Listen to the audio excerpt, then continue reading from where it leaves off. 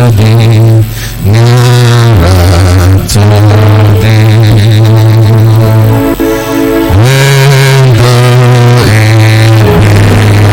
across that desert way, sail on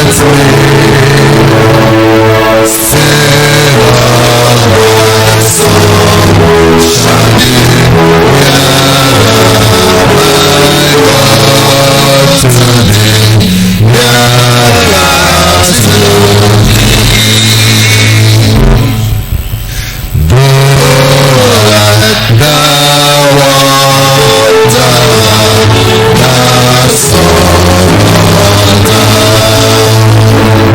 darkness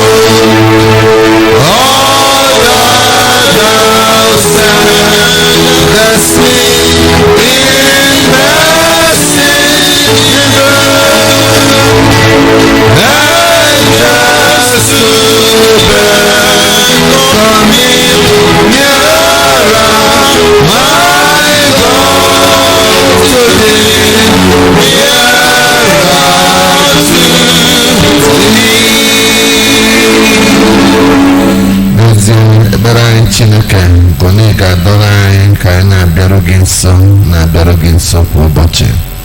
Nara ekele n'otu isi mee ka anyị bụrụ ndị dị n'ala ndị dị ndụ. Daalụ niile ka ịkwasị anyị arụ isi ike dịka uwe.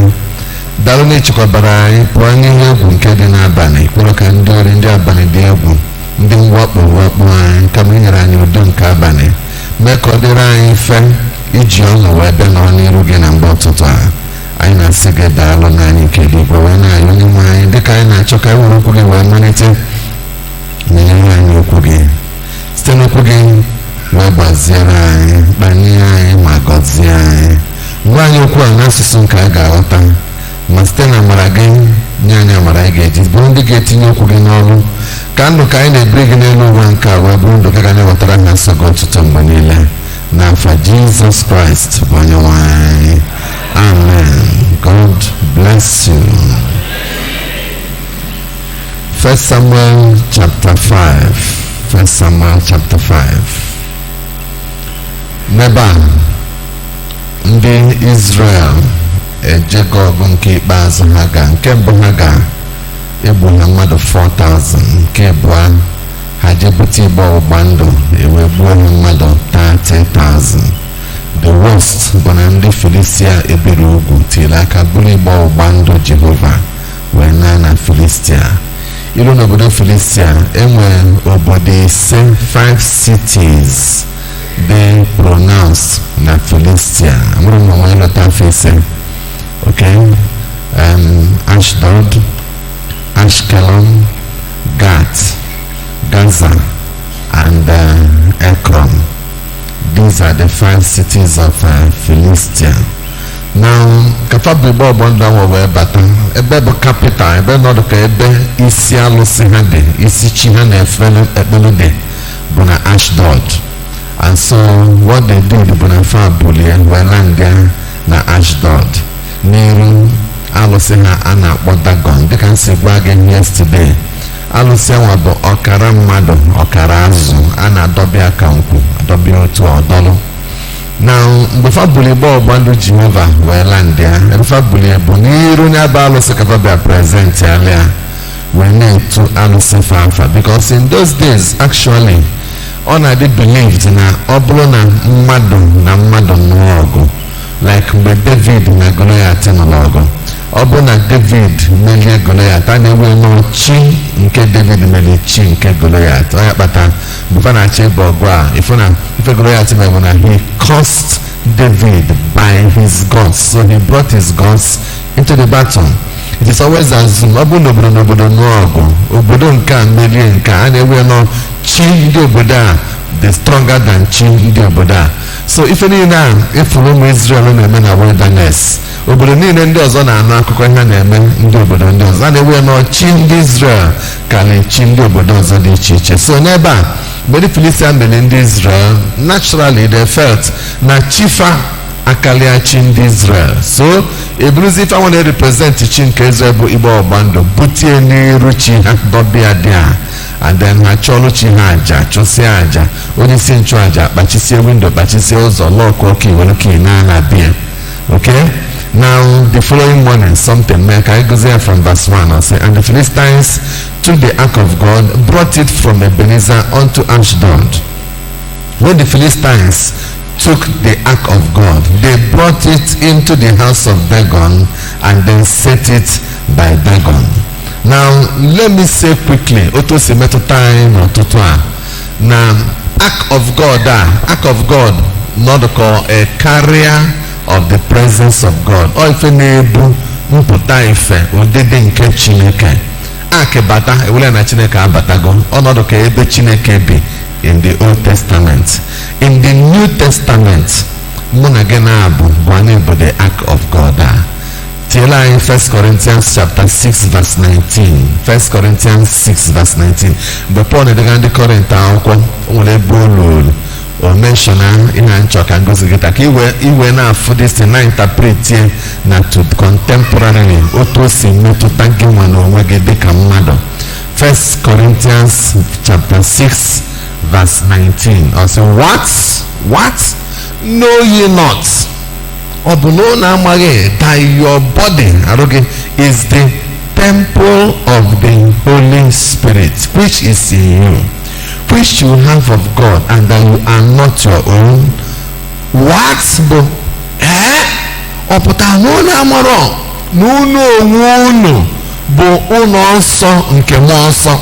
And also in other words, you are a moving cathedral, you are a moving temple, you are a carrier of the presence of God.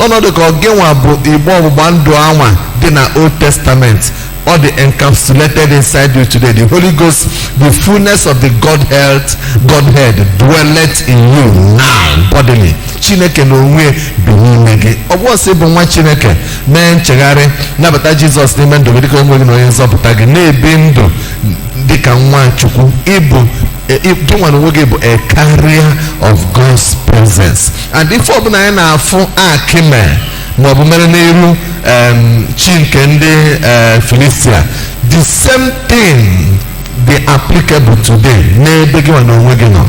I will explain. Now, 2 Corinthians chapter 6, verse 16. And 2 Corinthians chapter 6, verse 16. If we be Paul emphasize qualia again. Ofifa makorone kumano qualia no dios on 2 Corinthians chapter 6, verse 16.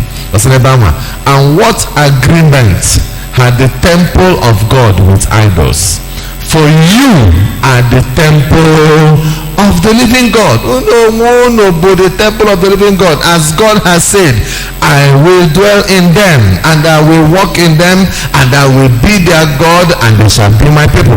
So, Chineke kwukwe na ebe ọzọ sị na nwere ihe njikọ, nwere ihe nkwekọrịta dị n'etiti ụlọ nsọ Chineke ya na alụsị. Ọ sị na unu bụ the temple of the living God. And because of that, Chineke say, I will dwell in you. So, ebe ka Chineke biro n'ụka, bụrụ n'ụka ka obi. Ọ nọ n'ụka mana obiro n'ụka. Ebe Chineke bi ebi bụ n'ime gị nwa bụ nwa Chineke kwere ekwe.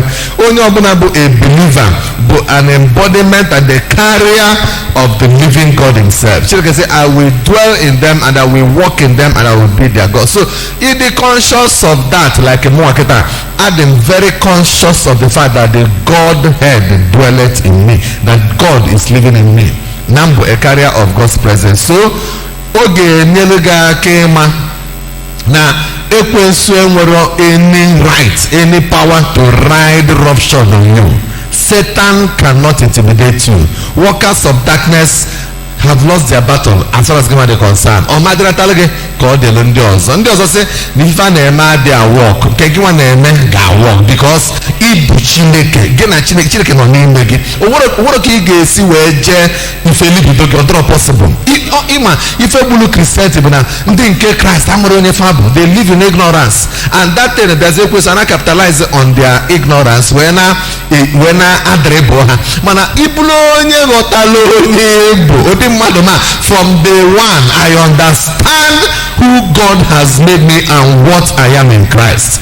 And don't enyele makari ne muna gena akpọrọ nkata na office kita ina if ebe mmadụ na-asị no ya tụm na alụsị maọbụ sị no ya emogo ụmụ ife ụfọdụ na-atụ ndị mmadụ egwu ị na-ekwu ya amụ nna amụ ga-ebu na ama m onye mbụ and I know who I carry. Ama m na alụsị cannot affect me. O nwere ife ihe nwoke esi were foto m jee na okwu alụsị ọwọkwa it can't work. Ọma work iru ode alụsị anwa bụ alụsị ga-etibe mkpụrụ asị gị onye weta foto ebe a were ike ọzọ ebe a pụọ alụsị na onwe we reject anything from you. Iwe slippers m jee na okwu alụsị we reject okwu alụsị ga-ebebe akwa sisi were slippers apụọ na ịchọrọ igbu because I know who I am and though ya ọ dị mkpa na gị nwa na onwe gị ghọtara onye Igbo.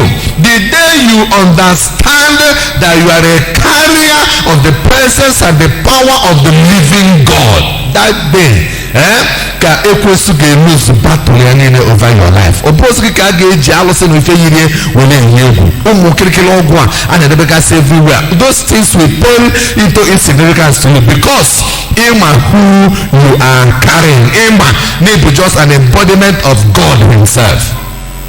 Ka njigodo gị alụsị onye tigbonwu Chineke ọgwụ ga-atụnwu Chineke there are certain things I memewu Chukwu so iburu Chukwu ọ bụ na ibu Chukwu were aga o nwere ife ụfọdụ ama mmụọ gị o nwere ife ụfọdụ that are not permitted to happen to you so walk in that consciousness. Na anyị ga-afụ drama mere ebe a ife abịa bụ ife ndị Filistia ghọtara so mgbe ndị Filistia bịa buru igbe ọgba ndụ debe n'iru Dagon amụrụ na ha na-ekreti Dagon problem.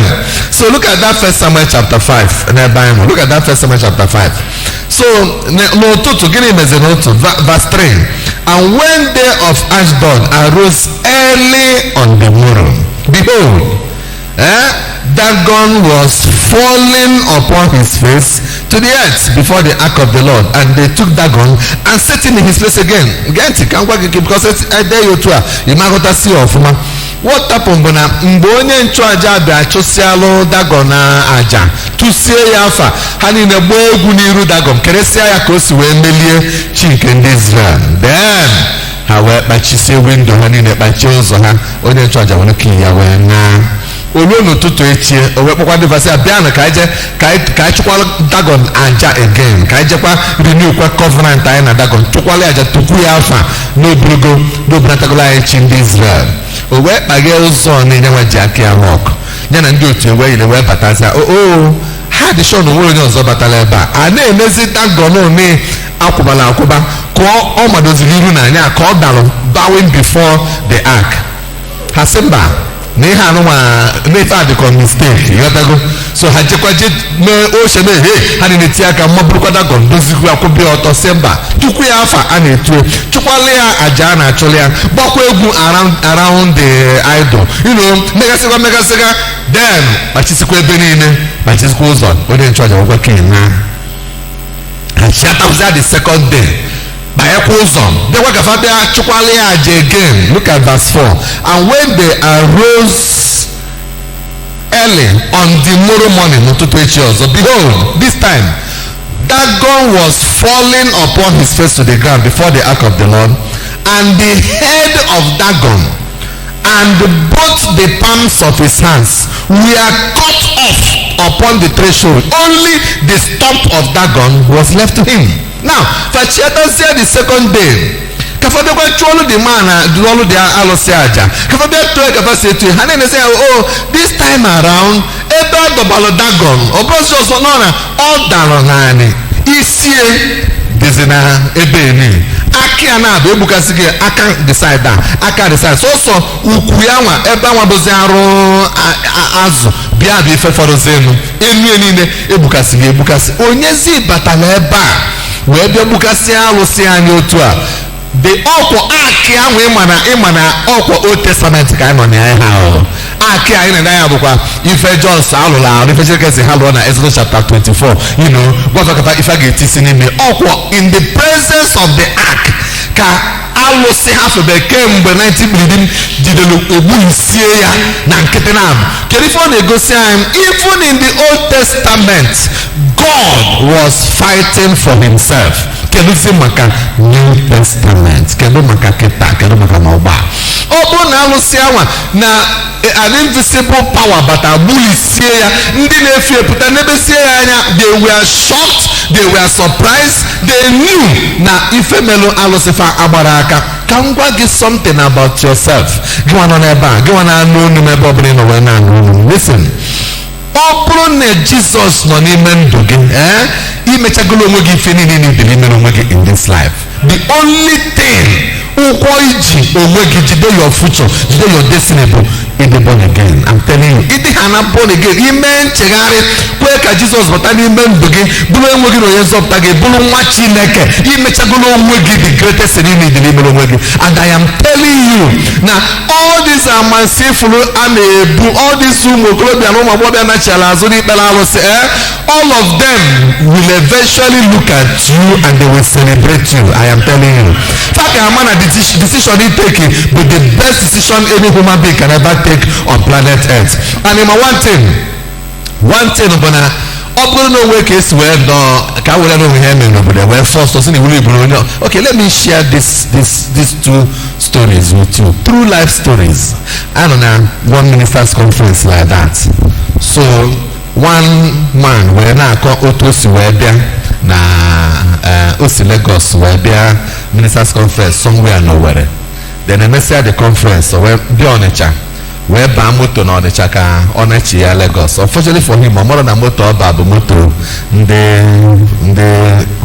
ndị wayo ya, ndị ritualist a.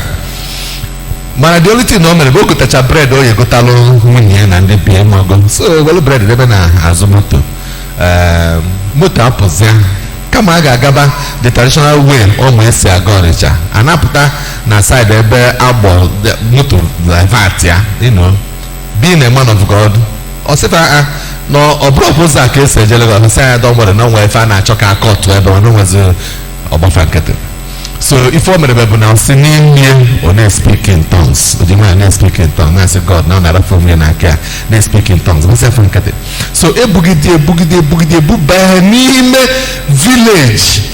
and then ọzọ ndị nọ na moto a ihu fadid aggressive. I said, calm down. I said he was very calm. so bụ na akụkụ otu o nwere ụlọ dị ebe anwa nwee ihe a na-eme, nwee noise na-emegasị ebe a. say calm down. olituo asị ya move ya move. ya nweje nwayọ o move ka esi gwu ya na itinye isi n'ụlọ a na onye nọ n'ime ụlọ ahụ ịlacha mkpu ndị dutere na-asịsị kelifọ onye nọ n'ime na-ebe na-eti na-akpọ let him not enter. anyị abata disekele nye na ya ha kenye na ya na-asị na nwere onye na ya nọ sọsọ fonye ọ sị china ferika china chi ya azụ na-emepili efe na-abatakwana. so the man na-etinye abata ndị mkpọsị the man dị surprise akpụchiakwu ya azụ. the man sị fafa mole fasi bute nwoke a fama gịnị abụchi ya azụ. ọ bụrụ onye ọbụla ka eji eme ọgwụ, ọ bụrụ onye ọbụla ka eji eme ritual. o nwere onye ga-abụ presence gị alone ga-emebichachasịa ife na kampụ ndị ritualists anwa just nọ na. so ka na-ezuzi na the man wee sị ya na mma eji ọsọ gbaba ebe a kịta fa gụgbu ya si anya banye moto asị onye ka ebu gbafa nkịtị. then ha wee bulie o si na-ebugidekwa ya bugide bupụta ya na main road fa si anya ngwa nya pụbazia ọ sịfa ka e maka bread ya ha say need the very wicked. after the na nwaanyị taa ya common bread egwukwe ọ sị na look no taa bread a olu niile will die under 7 days. nye nụ bread ma ọsọ bread gotalụ ndị be m fa wee burukwa bread ya megịrị onye nwanyị ọ bụ look imetụ bread ọnụ you will die.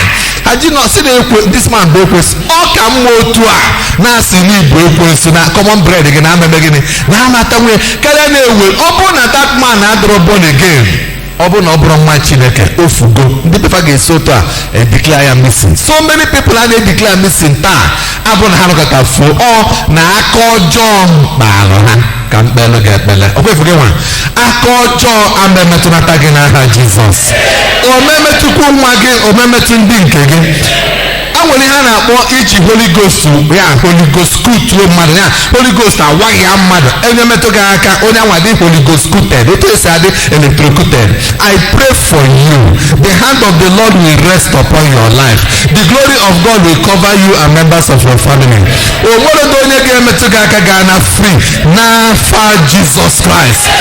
Ebe ọ bụla ebu gị wee baa na kampụ ndị na-achụ àjà, na kampụ ndị na-eme ihe ọgwụ, na kampụ ndị otu nzuzo dị iche iche, ebe ọ bụla ịbata your presence ga-emelụ ọgwụ niile ahụ a na-agwa ebe a n'afa Jesus Christ. Amejinwu gị na ndị nke gị wee chụrụ any wicked idol aja. Ọ na-awụ ọkụ n'afa Jesus Christ. A friend of mine, who a principal in one of the seminary schools there around, was sharing with me about one Saturday morning. Akpọpụtara ụmụ akwụkwọ seminary ka faje sụọ afịa magolu ọrụ. This boy ara anụ ihe. The boy wee nipụ from school wee lachapụ ọsọ nchọ ka o jee baa n'ime town. Now ọkada ọba ka o buba ya n'ime town wee bụrụ ọkada na-achọ onye ọ ga-eji wee jee chụọ aja agwara anya chụọ na ebe fa na-eme ife ọgwụ. And this boy, nwatakịrị secondary school. So the boy abanyezi ọkada bulie lachapụ ọsọ zam kama o yebu gaba ebe ọ gwara ya vam o move straight to ebe ọ ga-eje wee jee chụọ aja bụrụsi egbalataba na mmiri ebe anwa. Ọ gbadaruo na mmiri anwa ozugbo mana one thing with the boy born again tenkobo the boy adịrọ kama na ife mee the boy bụ na mama ya bụ a prayer warrior, papa ya bụ a Christian. So fa na-ekpere ụmụ ha ekpere n'ụlọ akwụkwọ ebe ha nọ na-ayọ ka God shade aha. So ọ ga-abịa ekpere mama ya na ekpere papa ya bụ ife na sustain this young man. Ozugbo ọ sị na kọlitu na ọkada anwa onye ọkada anwa mụrụ ya fọsụ ya mụrụ ya na-agbarazi na ikpere mmiri ebe fa ga-anọ wee mekwata ebe fa chọrọ ime. Onye bụ onye nọ n'ime ọta nwebirikwa tibe mkpu sanya kpochi ya dịba kpochi ya na emebila ya ife kpochi ya the guy was surprised say kpochi ya na-apụta whatever. Aderotu a ka esi wee burukwa the boy tikwa na ọkada megịnị mkpuchi akwụ ya azụ. Now the boy ekpere nchegharị o mana mama ya nọ n'ụlọ na-eme megịnị na-ele ezigbote nchegharị. So the prayer of the parents we are speaking over and into the life of that young boy. Ka ọka adị ma ọ bụ na nwa anwa enwero praying parents ọka bụ ife a ga-ekwu bụ n'ojelu ụlọ akwụkwọ. Ndị skuul amenye ngwudo akaụntụ amụkọ ndị skuul amụrọ mgbe o ji wee mepụ anọkọtazi achọbịa achọrọ ma ndị skuul garụ na trọbụl parents ya garụ na trọbụl. So the point in achọrọ aka ụdị story a I can tell this story up to 10, 15, 20 different stories ebudi ha nwanne na Chineke mara how to fight for his own. So ife dịlụ gị nwa bụ imeki sure na ịbụ a carrier of God's divine presence and also make sure na ị na-ekpekwa ekpere wee nye ụmụ gị nye ndị nke gị so that your prayer can also be speaking over and into the lives of your children and even members of your family. Okay, so mgbe ndị anụnwa fụzi ihe melụ Dagon ha wee fụ na only the stump of Dagon was left to them, there was only they could do. Now ọ bụrụ sọsọ nke a Chineke gaa n'iru banye n'obodo Ashdod, that is n'obodo na obodo Ashdod. Now ị na-anya na verse 6 says that but the hand of the Lord was heavy upon the inhabitants of Ashdod, and then he destroyed them and smote them with emerods. Gịnị bụ emerald? Ịma Bible dị egwu. That word emerald ka ndị na-eme medicine si mesịa wepụta the word akpọ hemorrhoid ma sị hemorrhage asị na onye a na suffer from gịnị ga na-akpọ hemorrhage asị na onye a oruru ọbara na-ewusi onye a na-arụ ma kpọrọ ya hemorrhage ma kpọrọ ya hemo whatever ọ n'ebe a ka esi nweta that word a emerald. ịghọtago ife ọ pụtara bụ na Chineke ji aka ya pakeji etito welie dashia ndị niile bi na Ashdod a everybody bi na Ashdod etobido tobefa na arụ. So etuto anwa bịa too gị ọ na-akọ gị ọkọ itiri alaka ka ịkọ etuto anwa ọ gbapuo ọbara ebido osisiba. So onye ọbụla ma nwoke ma nwata ma onye eku n'aka mmadụ niile bi na Ashdod a notice na-eto onye ọbụla Chineke bụ onye mere. Gịnị ka Chukwu na-eme ya? Ebe unu bụ ọgbụgba ndụ m, let me afflict you, let me show you nọọ mụnwa ka unu tiri aka bụrụ ihe na-ekwesịrị ibulu. So obodo niile wee nọrọ na trouble, emerald wee land ya, etuto a na-akọ ya ọbara everywhere. Then osi verse 7, when the men of Ashdod saw that it was so, they now concluded and they said, the ark of the God of Israel shall not abide with us, for his hand is sore upon us and upon Dagon our God. Let me also pray for you. Onye ọbụla jeje weli fegi osonya bụla anị na village ka mmadụ jejeje tinye aka wee je zọrọ ya. May God intervene for you in the name of Jesus Christ. May God fight your battle for you in the name of Jesus. Eso n'ofu onye believe na Chineke na-agbalụ mmadụ ọgụ. Mmadụ nwere ike je tinye aka weli ihe gị feel only mara police ni mara army ni mara mmadụ banye na ekpele for God decide there to fight your battle. Chukwu ga-eje torture that person je tinye aka n'ihe befe gị. Mmadụ tinye aka je zọta whatever your property. God can fight the person by afflicting onye adịrị naanị ọ maala n'ụzọla ụlọ apụọ ya n'anya ọlụlụ otu a ọ na-afụ ndị na-achụ ya ọsọ pain everywhere until owelukwu ife gị megịnị kpọọ gị dechia gị ife gị. I pray for you in that your weakness, may God show himself strong on your behalf in the name of Jesus Christ. Battles you cannot fight for yourself, may heaven fight those battles for you in the name of Jesus. So n'ebe a Chineke were aka banye wee nusube ndị Ashdod ọgụ. Verse 7, when the men of Ashdod saw that it was so, they said, the ark of the God of Israel shall not abide with us, for his hand is sore upon us and upon Dagon our God. They sent therefore, gathered all the lords of the Philistines unto them, and they said, what shall we do with the ark of the God of Israel?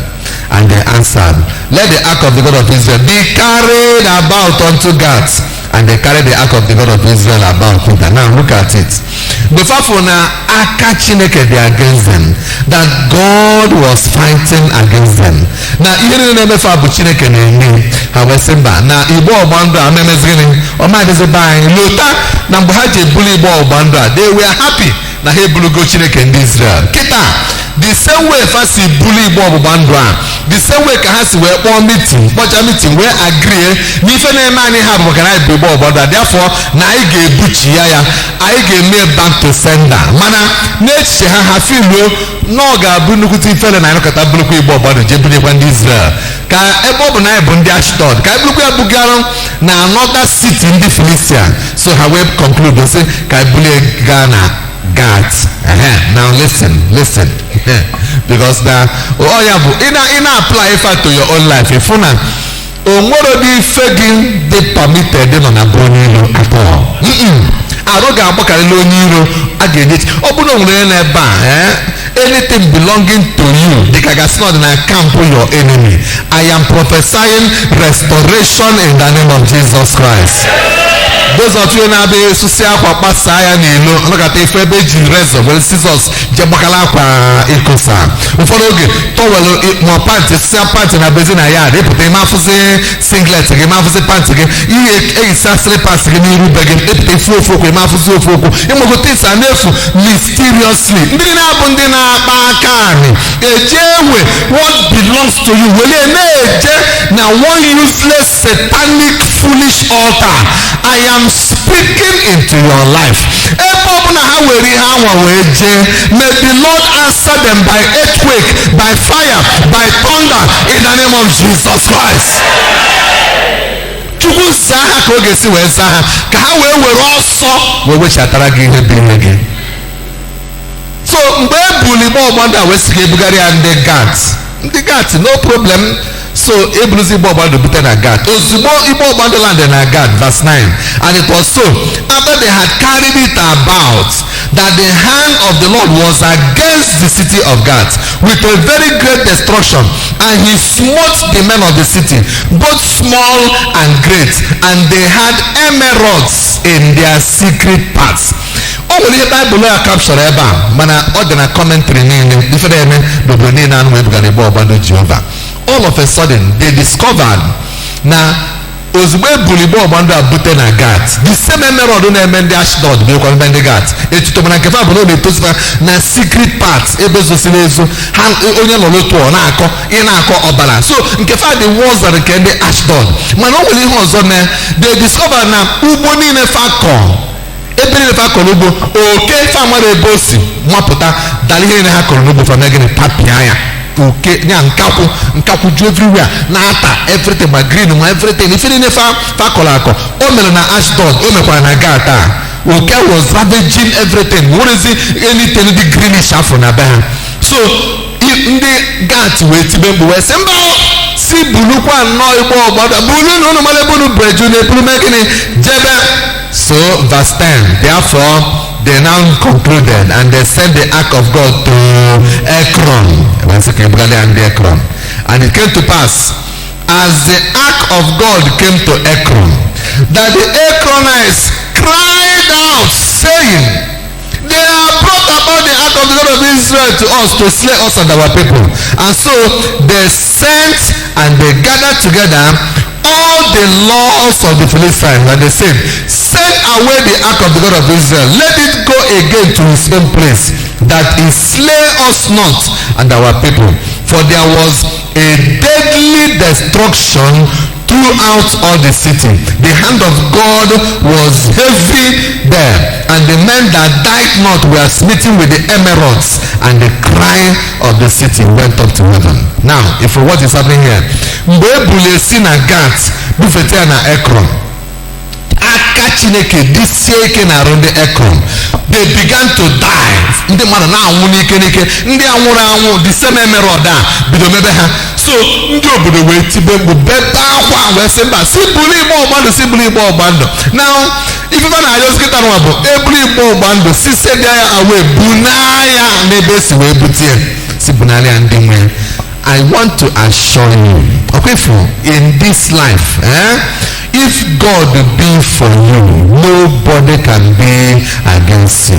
Chineke delege mmadụ amadi emegide nwunye na Chineke gbara nkete eburu igbe ọgbandụ Jehova apụtara na God the week. Chineke mere ya because na o nwere iwe megide ndị Israel. Then they now took this ark.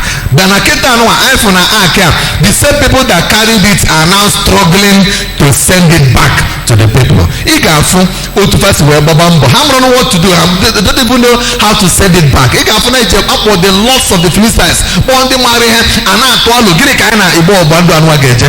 They now saw na the presence of the ark became their own greatest calamity, point of calamity. It became an instrument of torture to them. It became an instrument of discomfort to everybody nọ na obodo Philistia. Achọrọ m ka m kwuo okwu n'isi gị nwa na onwe gị, you know, because in life you need to know na ọ bụrụ na aka Chineke dịsie ike na ndụ gị na onye ọbụla na-akpọ gị asị bụ onwe ka ọ na-etinye na trọbụl. Onye ọbụla bụ onye na-atakọ na-abụ gị ife ọ ga-eme gị bụ onwe ka ọ na-ekretiri problem. And I want to decree over your life, may God begin to honor you in every aspect of your life in the name of Jesus Christ. May your life be honorable before the Lord. When God begins to honor you, ife Chukwu ga-eme bụ na ife na-gbasara gị God ga na-ekworo gị ekworo. Chukwu ga-adị jealous over your life. Let it be your portion in the name of Jesus Christ. So igbe ọgbụgba ndụ a ha ji wee na-achụ aja na-enwe aṅụrị kịta ọ bụrụgo ife ịkwa akwa na ife iru uju wee nye ha. And Chineke na-eme n'ebe nwa gị nọ, nwa gị nwere ike maọbụ nwanne gị maọbụ papa gị maọbụ gị onye nke gị nwere ike nọrọ n'ebe tela aka ebe anya gị ama ndị onwe ka nọ n'obodo ọzọ nọ na obodo oyibo or something like that. Mana o nwere ebe mmadụ ga-anọ n'okpuru anyanwụ a onye anwa nọ Chineke n'ebe dị anya. O nwere ike obodo a tee aka from Nigeria mana o tere aka from God. God is close to everybody. Nwa gị nọ na school, God is close to that child. Nwa gị nọ na main market, God is close to that boy. Ebe ọbụla onye na Abuja, onye nọ Lagos, onye nọ Germany, onye nọ London, ebe ọbụla mmadụ nọ, God nọ close to that person. And the nearness of God is what matters in life. How close God is to you, how God honors you, how God sees you, that is what matter in life. I am praying for you again. May God draw you nearer to himself and make you his child, and then be ready to fight your battle for you in the name of Jesus Christ. Now, in chapter 6, if verse 1 here says that the ark of the Lord was in the country of the Philistines for how many months?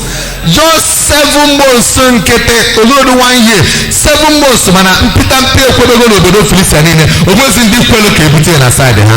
Ebuga gị na Ashdod, ebuga gị na Gat, ebuga gị na Ekron. Now, ndị Ashkelon na ndị Gaza ekweghị ka ọ tụọ ọkwụ na be ha. Ife a na-ekwuzi bụ si kpọọ ndị mgbasị, si kpọọ ndị nchụaja, a combination of ndị nchụaja na ndị mgbasị, akpụta ndị otu ekwensu, akpụta ndị otu Chineke ka mmadụ niile tụba alụ ka e wee mara ka a ga-esi buna igbe ọgba ndụ a, because they were desperate to send back the ark of the Lord. Look at verse 2. Verse 2 says, and the Philistines called for number 1, beginning the priest, number 2, beginning the diviner, gịnị bụ priest ndị nchụaja, gịnị bụ diviners ndị mgbasị. Esi na kampụ ekwensu si kpụta mmadụ, esi na kampụ Chineke si kpụta mmadụ, gịnị ka a ga-eme? Saying, what shall we do to the ark of the Lord? Tell us wherewith we shall send it to his place. Gwa na anyị ife ga-abụ ọ bụrụ na anyị mee ka anyị wee buna igbe ọgba ndụ a na be ebe o si wee bịa. Kita, they are desperate. That verse 2 bụ a statement of desperation. Ha chọrọsị ime ebe solution ga-esi bịa.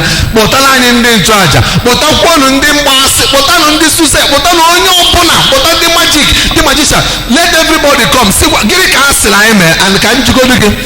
Ọ dị ka o nwere ihe a ga-asị ndị Filistia ha mee ka e wee buru igbo ndụ a ha ama mme. Ọ dị ka o nwere ego na a ga-asị ha kwụwa kịta, ka e wee buna onye pụtasị oke ama m ife m ga-eme, ama ka m esi buru igbo ọgba ndụ a buna na Israel, mana ụnụ ga-akwụ m 100 million naira. Ka njikọdo gị fa ga-erezi ka ọ na fa ma erezi ego nọ ife ọ bụla isi ha mee now. Ha dị desperate, they want to send it back. We have mounting pressure on the elementals of this life. When pressure is mounted on people that are fighting against you, they will be desperate to please you. They will be desperate to honor you. They will be desperate to release you. I am praying for you. No one na ebi siniaputa. No office eba we na alolo. Na that company ebi na alolo. Let pressure come upon them now for your sake. Let them be desperate to honor you. Let them be desperate to bless you. Let them be desperate to release you. Onye ọbụla bụ instrument n'aka ekwensu eji wee na-eme ka ihe na-aga gị nke ọma. Let pressure come upon them now on your behalf for your sake in the name of Jesus Christ. Chineke na amount to pressure. Lecturer bịa sị na nwatakịrị a na-graduate wee jide nwatakịrị a n'ọrụ na ọ na-pasata course ya. God can mount pressure on that lecturer by force. Release the nwatakịrị a by force. Chineke na-eme ebe ọbụla abịa dịka gasị na tie gị na a disadvantaged position. I am praying for you. Pressure will come upon your adversaries. They will release you by force in the name of Jesus Christ. Onye ji your miracle, onye ji your promotion, onye nwa sit on your file, onye nwa je will file gị zofuo ya. Pressure is coming upon all of them now.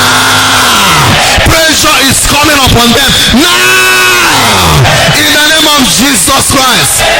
Ebe kwesịrị ịnọ mana ị nọrọ n'ebe anwa because there were some people that are working against you. I am speaking to you prophetically this morning. Pressure is coming upon all of them. Ife gị a ga-release gị n'aha Jesus Christ. Ọ bụ na pressure bịara upon ndị Philistia from God, ha wee tụba ụlọ kpọba ma ndị priest ma ndị diviners tụba ụlọ otu a ga-esi wee send the ark back. All pressure ka ha nọ na ya. That pressure is coming upon everything that has been working against you. From now, pressure is on them. They must vomit your blessing. They must vomit your miracle. They must vomit your breakthrough. They must vomit your healing. In the name of Jesus Christ. Ịma myself na ụfọdụ ọya ndị mmadụ na-aya agbara aka. Ịma ndị ọcha na-eme teknọlọji, na-ewepụta teknọlọji na-enyere ndị befe aka ka life na-aga n'ezi. Ndị bịa n'Afrịka, teknọlọji nke anyị bụ teknọlọji eji eme ka mmadụ nọrọ na tọchọ, ya ka e na-atọchọ ndị mmadụ. Ha na-ese ndị ma ọ ya ese. Nwere ihe ime afụ. They know how to make life difficult for their fellow people. Mana achọrọ m ịba in details, but I want to speak from this altar. Onye ọbụla nọ n'afụfụ, nọ n'ọya, nọ n'ọnọdụ onwere ike ụfọdụ oge nọ na ụdịka ụchụ ọgbalịa, nọ n'ọnọdụ amụghị nwa, nọ n'ọnọdụ anụghị nwunye, nọ n'ọnọdụ anụghị di, as a result of nowhere, somebody not somewhere were na-emekasị ihe mmekasị against that person. I release pressure is coming upon those people now. Your miracle must be released in the name of Jesus Christ. I provoke the heavens on your behalf. I speak to my Father in heaven on your behalf.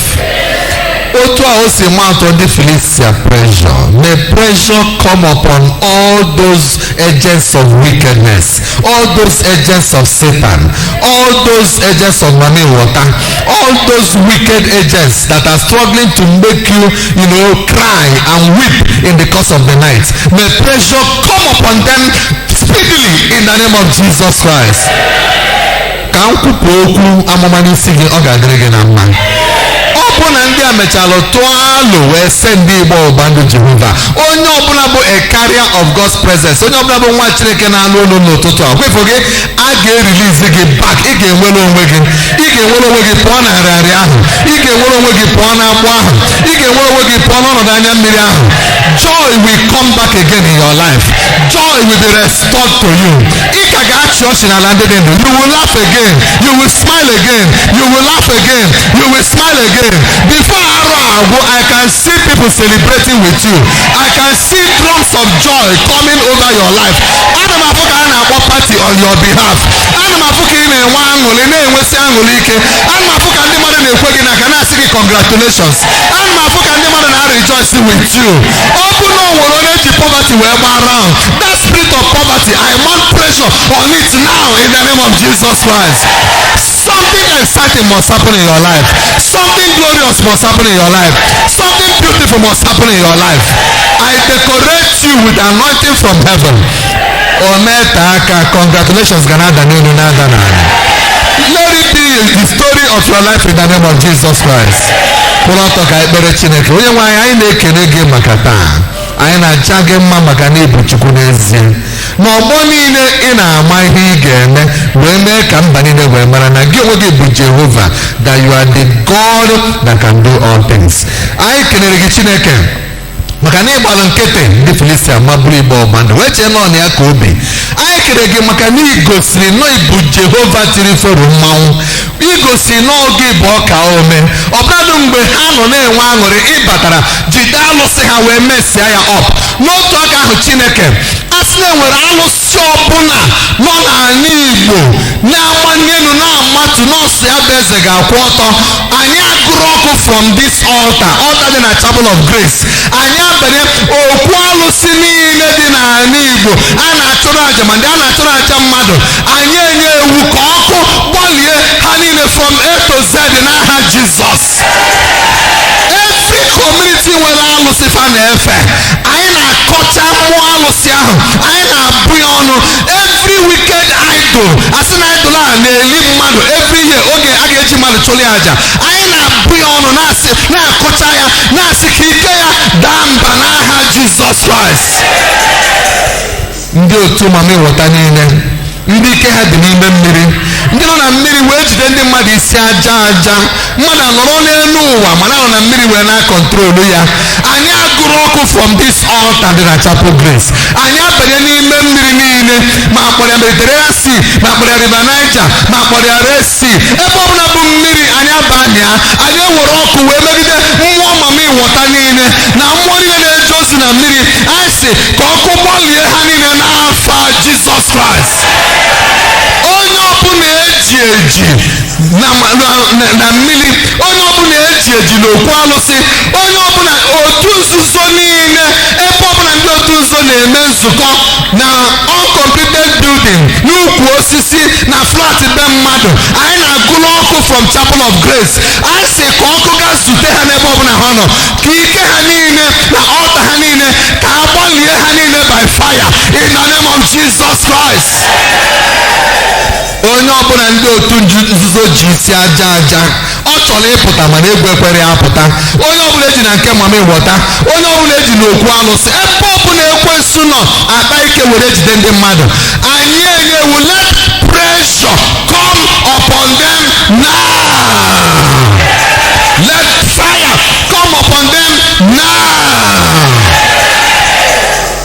bụ na nwere onwe ka anyị na-ekwubi n'isi ụlọ. The people of God shall be liberated. The people of God shall be emancipated. The people of God shall be freed. Let freedom be their portion in the name of Jesus Christ. Nyenwe anyị asị na-enwere onye na-ayọ ọya ọghọtazi isi na ọbịa ọ na-aṅụ ọgwụ mana kama ọ ga-adị mma ọ na-aka njọ. Onye ọbụla nọ n'any kind of torture, spiritual torture, mental torture, psychological torture, I bring pressure upon those things that have been torturing you, and I command, let them lose their hold over your life in the name of Jesus Christ. Ọnọdụ ọbụla na-atọrọ ụtọ na ndụ gị n'ịchọrọzi, anyị na-announce expiring date ọnọdụ ahụ n'ụtụtụ a. We announce the expiring date of that particular situation, that circumstance, that ọnọdụ a. Anyị na-command ya expire in the name of Jesus Christ. Ka nwere onwe wee bụ the portion of God's people. Ka ndị nke Chineke wee were ọṅụ wee chịkọta afọ 2020 a. Ndị nwanyị ndị niile na-esoro anyị n'ebe ọbụla ha nọ wee na-esoro anyị. Anyị ayọ ka amara gị bara ha ụba. Anyị ayọ ngọzi gị n'isi ha niile n'otu n'otu. Let also their sources of income. Sources of income for one saw the journey. Lord, let your blessing come upon their sources of income. Thank you, Father. I pray n'aha Jesus Christ bụ onye nwe anyị. Biko ka anyị wepụta ofe na weekend a ga-abụ for our enjoyment. Weekend a we shall be celebrated, we shall not be tolerated. This weekend, zero disappointment, zero pain, zero sorrow. This weekend, dịka ị ga-apụ, God will go with you. Ị ga-abata, God will also come in with you. O nwere accident ga-enwe n'ụzọ onye ọbụla. Ọkada na-eso gị, keke na pepa na-eso gị. O nwere gịnị ya ga-akọ ọnụ. Fokọl ọbụla ị ga-anata na weekend a will put smiles on your face. Gbala nata village, ọ na-abụ maka gị, ọ na-abụ maka family unu. Ọ na-afịọ mana ọ ga-afịọ in terms of joy, ọ na-abụ in terms of sorrow. Heaven will do it for you in Jesus' name. Onye nwe anyị daalụ, anyị na-eji our offering na-ekwu na ọ ga-adị n'anyị otu a. Dịka anyị ga-drọp ya, gaa n'iru gọzie ọlụ dị iche iche anyị na-alụ na ihe dị iche iche anyị na-eme n'ala ndị dị ndụ. Ka anyị si ụta na-enwetagbanye ịdị mma gị, na-enwetagbanye ọbụna eluigwe gị morning, afternoon, and night. Let the heavens going to be opened unto us, O Lord, in all ramifications. Thank you because we know that you're always there for us. But I am Bonana, Jesus Christ, Bonana. Kindly say, Namaraka, say, Kamara, Konyawan, Jesus Christ.